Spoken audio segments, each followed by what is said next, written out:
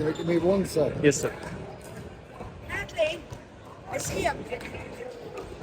Okay, yeah. Can we Oh, please no, walk no, to that okay, stand? yeah. Yep.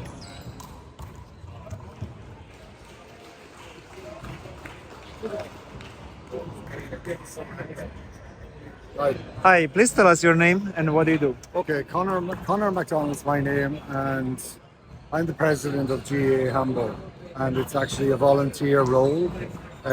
You were elected. There's an election held every 3 years, and I was elected the year before last. In February, I took over last year. I have 1.5 years done, so we're halfway through the term. This is our centenary year, 100 years. The first president of GA Handball was a man called John Lawler. Now, John Lawler was actually a player himself, and when we talked about the World Championships, like 60 years ago was the first official World Championships held in New York. But however, in 1888, the first international game was held between the winner of the Irish champion was John Lawler, and he played a man called Phil Casey, who was also an Irishman. They played in New York. Firstly, the first leg was it was abandoned after 2 games apiece, 2 games each, because of crowd disruption.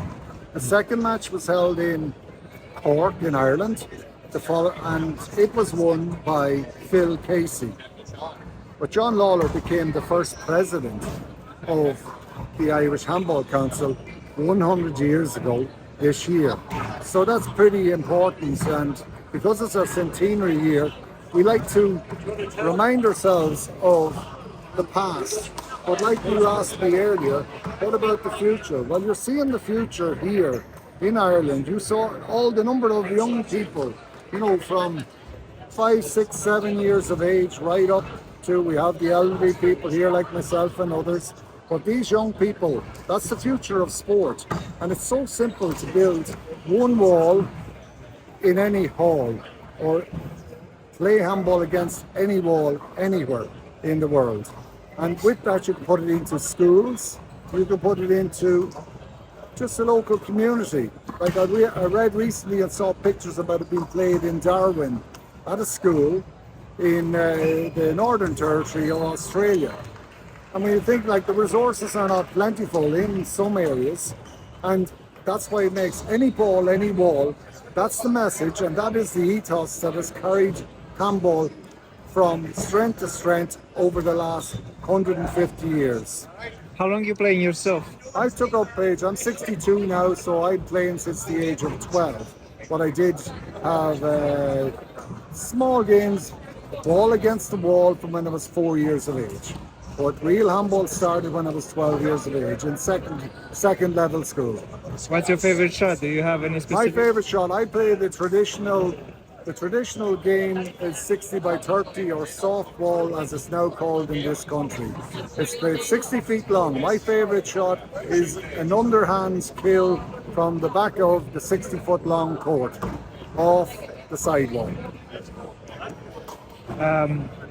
Are you coming to New York? Are you connecting with New York? I was in New York in Coney Island 2 months ago at the USHA wall ball tournament, and Jared Vale was excellent. And to see the way, a lot of the people from New York that were here today were playing during that tournament, which it's good to see. I mean, there's so many courts in New York. I think it has the most of any city across the world. One wall is played. Like, there are many tournaments over many weekends, and again you can see messages going up that there's handball on in a particular part. It could be Brooklyn, it could be Queens, could be anywhere like that the message goes out, and then suddenly there's a tournament or an event.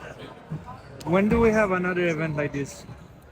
Well, again, the World Handball Council are talking possibly, now that we have separated the wall ball from the four wall, that maybe, that's not confirmed, that maybe the year after next, the next wall ball worlds will happen. Now, it obviously won't happen in Ireland because it rotates on different continents. So it may be in New York. There's demand from so many players and management from USHA are indicating that is possible. teach us the way you structure your teams and everything. Just tell me a little bit about it because it's like it looks very professional. Everything you have uniforms, you have contracts. How does it work? How do your players get paid?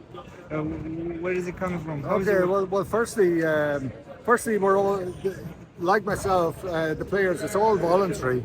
The GEA is an amateur organisation. It's the biggest sporting organisation from an amateur status in anywhere in the world. Now we have our trials, team trials in wall ball. We had them earlier this year, and we also have our four wall, which is like the squash court type four wall. And we have a team trial for them separately, and that world team trial will be, or the world team event will be at the end of October in Croke Park and Leinster venues. The team, we have sponsors there, O'Neills.com, the sportswear company. They are actually sponsoring these worlds, and Team Apparel and Team Leisure Wear have been sponsored by O'Neills.com.